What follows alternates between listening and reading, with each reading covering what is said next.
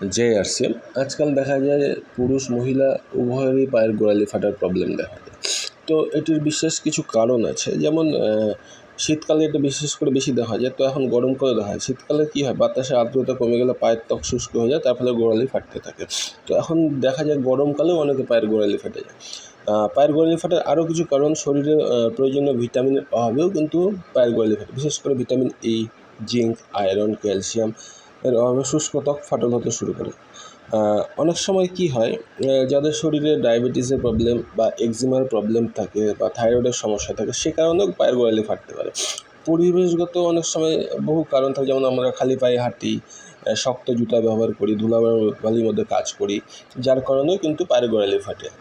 তো এর থেকে নিরাময়ের আজই ব্যবহার করুন নাইসা ইন্টেন্সিভ রিপেয়ার ফুট ক্রিম, যা গমের জার্ম তেল থেকে তৈরি।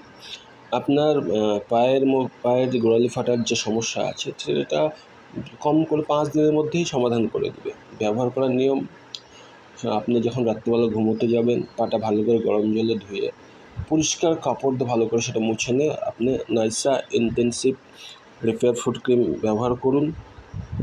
দেখবেন মোটামুটি 3 থেকে 5 দিনের মধ্যেই কমে যাবে।